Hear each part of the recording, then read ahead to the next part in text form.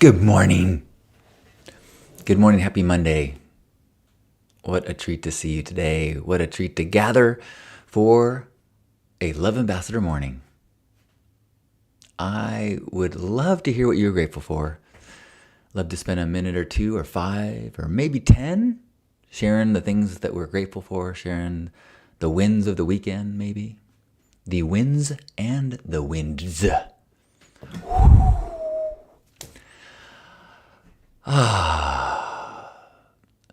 But before we begin, we like to start with some singing. If you've got some gratitude, pack it up and let's be bringing and share with each other so our hearts are so full. And if you have some lies to tell, don't leave us that bowl because it's first Saturday that we are celebrating yesterday. Actually, that was Saturday. And now we've got Love Morning and everybody's here to play. What are you grateful for? I cannot wait to know the way. Good morning. That was better. Last week I was kind of squeaking out the improv songs of the day. I think I let that one out a little bit better because I had some opportunity to sing this weekend. Sang with Lisa, sang a duet, and had so much goodness this weekend. Eager to hear if anything was good in your world this weekend. I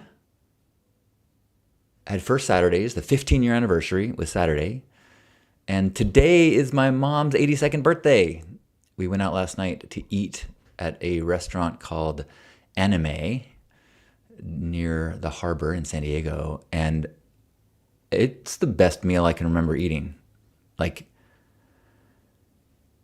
it's like all sharing food. Like, so, and I should have pulled up the menu. So many cool, unique flavors.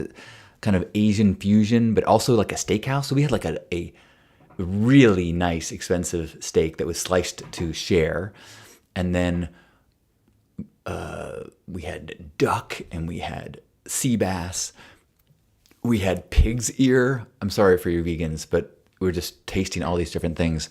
We had charred broccolini. I had a mocktail with chili. It was just yum, yum, yum, yum, yum, yum, yum, yum, yum. And it was so nice to sit down with my parents. And sometimes restaurants are a little loud for good conversations with my dad, especially with his hearing aids.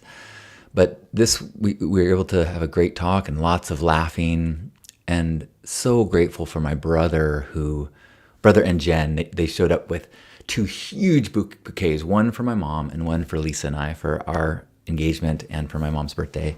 Lisa has gotten sick, so she didn't come with us last night. But then when we sat down, my brother, after catching up, my brother started asking my mom these beautiful prompts like, what would you tell 12-year-old you? And then, or what advice would you give 12-year-old you? And then, what would you compliment 12-year-old you about? And then, what advice would you give 52-year-old you? And it was really beautiful to hear my mom reflect and how significant her kids are to her life and her life purpose, and how much reverence she has for her relationship with my dad and vice versa. And it was just, we were in this just gorgeous restaurant, such super high-end food and dining experience. And then to just be with family, it was really, really nice. Yeah. Good morning, Hope, and good morning, Gerbat. So grateful for my mom. She's like one of my best friends, total role model in how to live with an open heart and just be kind to everyone. So grateful for my mom. Happy birthday, Mom. Also grateful for First Saturdays this weekend. We had, it's our 15-year anniversary. And I'll be honest, I was anxious about it because I knew that school was back in session. So the school groups that help out were going to be back with their attendees. And I sent a note to all the leaders saying, hey, if you're going to have more than 10 people, let me know in advance. And the only person that, one person reached out and said, hey, we're going to have 15. I'm like, okay. And I think they brought 20. Now, so like the last month when the kids were in school, we had probably 25 volunteers, and we were able to do it fine. I mean, everyone's busy, but we could do it with 25. So on Saturday, I knew we'd have a lot of volunteers, and the Rotary Club was joining us, which is like they kind of sponsor us every once in a while, and they're like, we want to make sure they have a good experience. And there was like 120 people, maybe volunteers. Like our area was packed with people. There was a line, like a 30-person line to get a name tag just to start volunteering. And people were like, what should I do? What should I do? I mean, not that I'm making fun of their voices. Everyone was so sincere and awesome. Like, hey, how can I help? What can I do? What should I be doing right now?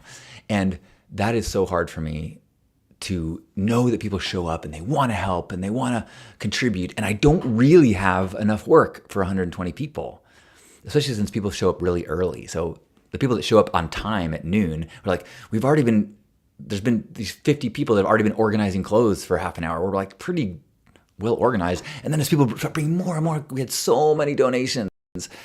And like a friend of mine, his father passed the night before. And so he brought a car loaded down with his dad's clothes, which is awesome. But it's also, people they're like, I've got all these clothes to donate. And I'm like, we don't really even have room to put them out. You know, like we'll save it for next month, but we have so much stuff.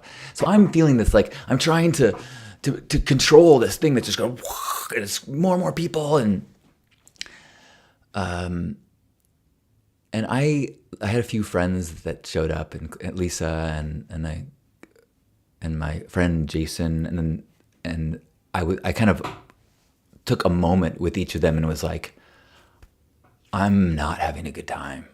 I'm hating this. Like I was like, my system was deregulated. I was like, I'm like trying. I mean, I could turn it around when people ask me a question. I'm like, yeah, sure. How? What? Okay, well, give me one sec. But my co-founder Jason, like before we gathered up to, well, maybe it was at some point, like 30 minutes in to the event, after I was like really stressing, he's like, hey, John, everything's okay. You don't need to stress.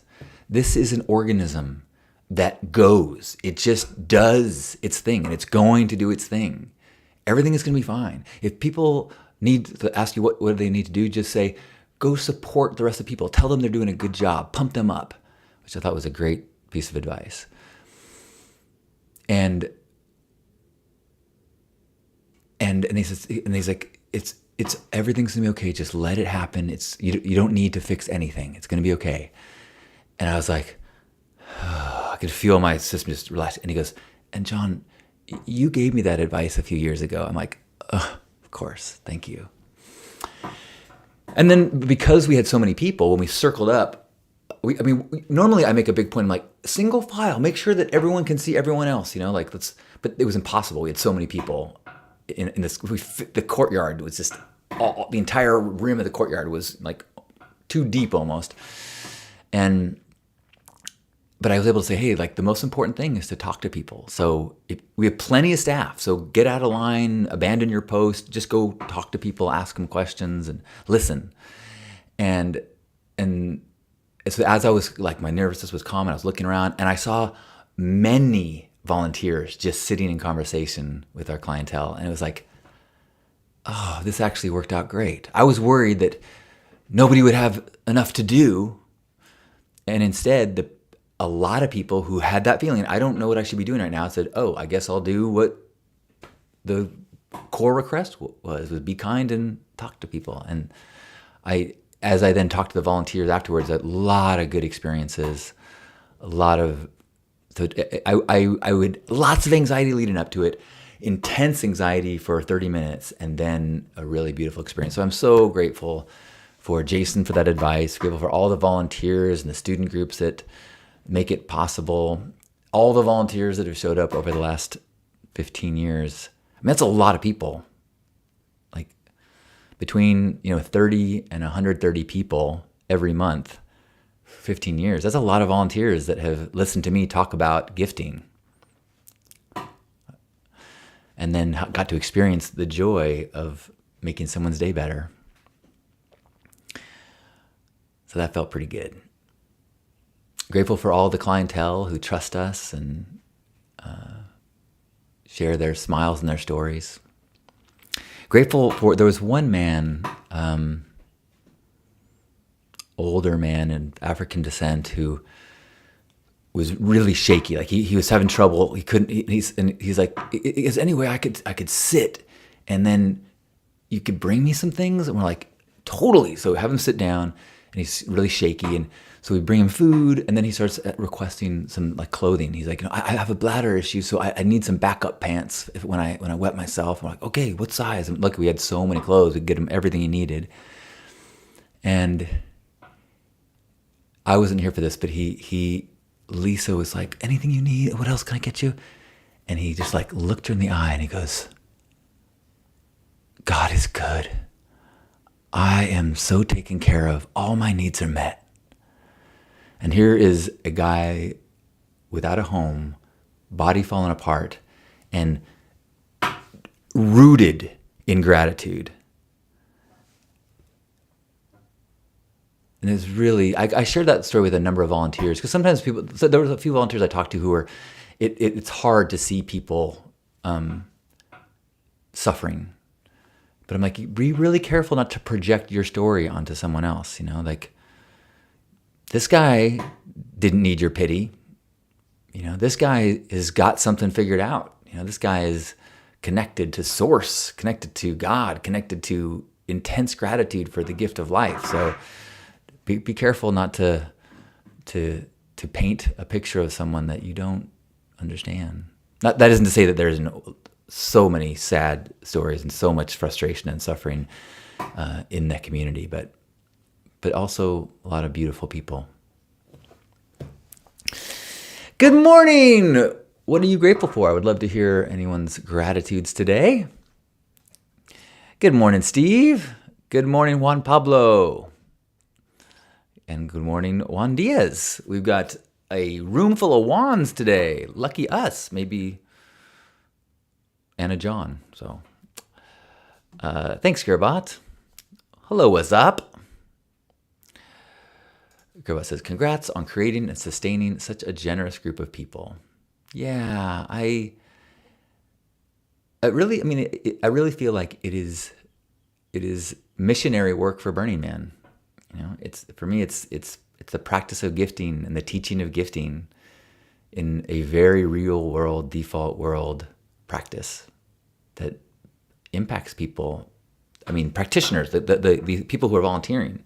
I think it has a significant impact, as much or more so than the people who receive food and kindness and clothing and care packs. Thank you, Gerbot. Hope says, grateful I was able to do 2 full days of yard work and plant maintenance pain-free. I can't believe I can still walk, feeling healed for real. Yeah! Hooray for our healing bodies! Sending out a big love and healing energy to Lisa, who has come down with some little illness and is sniffling and coughing and got a sore throat. So yay for our healing bodies and our immune systems, and glad that you're able to do your work. John, good morning. Good morning. So grateful for a beautiful weekend with beautiful friends, says John. Well, nothing better than that. I too had a beautiful weekend with beautiful friends. I got to spend time with some very old friends. I got to spend time with my friend Darren, who I met when I was 5, and had many adventures through the years. Many. He went to Burning Man with me my first year and first many years, and my first rave, Darren and I went together, and when we were in college, and like in 1990. And met some new friends, really amazing new friends this weekend. So feeling very blessed and feeling so grateful for my partner, Lisa. Oh, I am so grateful. She inspires me. She's such a intentional human. So much beauty from her words and her actions and her care and her voice. Oh. Anyone else want to share any gratitude before we head out into the day and spread this vibe? Maybe take a moment just to think, who do I want to be today? What is the version of myself? What are what would make me feel like I lived in integrity today? Kind to the people I see, patient, be a good listener, maybe speak up if I hear something that doesn't resonate with me, from a place of compassion and a seeking of understanding. Lisa told the story over the weekend of one of the initial real ooh, this guy's interesting, was when there was a circle of people at this event, and I said, I sing. I go, I'm getting better at singing, but I really struggle to remember lyrics. And she was like, that's just a story. You just need to get over the fear. And I said, that's possible, but I think that I've had a lot of shame over my memory, and so I've kind of worked through that. And so I'm at peace with the idea that it's not a strong point of my mind doesn't work especially well in memorization and lyrics. And she said that the fact that I respectfully disagreed with her, and wouldn't just go, oh, okay, you're right, yeah, It was like she made her go like, who's this guy? So nothing wrong. I mean, I think we live in a time when you gotta show discernment. You gotta evaluate people's words, and it's okay to have disagreements, especially when you say, I will definitely chew on that idea. My understanding is this. Gerbot says, I am grateful I was available to be of service late last night to give a friend's mom a ride home last minute. Oh, man. Getting to be of service to friends' moms? That's super bonus points in the Love Ambassador tally sheet. I also am grateful. A friend of mine, Paul Griffin, was high school. We met in 5th grade actually, but we were friends. He was in town and we were visiting. He came and hung out with my parents because he used to spend a lot of time at my house. And then as he was leaving, he said, I'm going to visit this other family friend that we grew up with. Do you want to go say hi to his parents? And I was like, yeah. And so I got to stop and say hello to the the mom of my best friend in elementary school, Andrew, who passed away soon after graduating college. He went to a naval academy. He was a fighter pilot, Top Gun, and then got leukemia really young. And so I have not been really in touch with his parents, but it was so nice to check in and tell some stories about Andrew with a friend's mom. So yay for friends' moms. And I will pass on your love to my mom so you can know that you are being kind to a friend's mom. My mom, whose birthday is today, 82. Tara, what a treat this morning is. Tara is grateful for the experience I had at First Saturdays with Laura, who I was able to listen to and help to her car because there were so many volunteers. Yeah! Love that. Yeah, I don't know if you've been here the whole time, but my first half hour at First Saturdays was really difficult for me, and until I could finally surrender and stop trying to fix everything, and it ended up being just a super healing, beautiful experience for me, and proud. I'm really proud of 15 years. I'm really, really, really when I go to bed at night, or if I think about what if this is my last day on earth, I'm like, well, I'm pretty happy with how I've spent my time. I feel like I'm at peace with my path. I'm at peace with how I treat people, how I've used my energy, how I've tried to figure out what direction I want to go and just take steps in that direction every day, little steps. I might not have, first Saturdays after 15 years, I know there are some people that after 15 years, they would have it'd be a nationwide massive thing. It's super successful. Why doesn't it grow? Because that's really not how my mind works. I'm not super ambitious. So I just show up and be present and try to be of service. And so, but it's not about how far you go. It's the direction you're heading. Thank you, Gerbot. Well, I want to thank you for being here. And Gerbot, actually, super grateful for you too. I shared over the weekend about our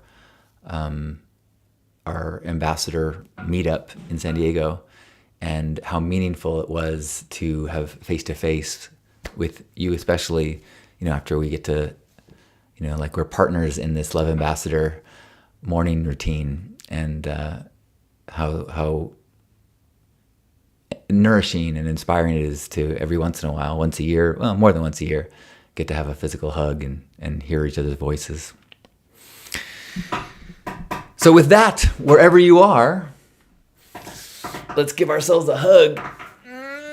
And as we feel appreciation of this body, appreciation for all the gratitude we've heard from one another, gratitude for knowing that there's people out there, millions, perhaps billions of people with open hearts and like minds who are just waiting for an opportunity or excuse, maybe a permission slip to be more kind and connecting and vulnerable. And you can be that permission giver. You can be the ambassador that is the first to say hello, that looks the cashier in the eyes and says, thank you. So let's be grateful for the opportunity, the responsibility that we have to be love ambassadors as we take a deep breath in and squeeze one another. On behalf of Grandpa Caleb and all of you beautiful love warriors, thanks for being here for our Love Ambassador morning. I love you. Enjoy the day.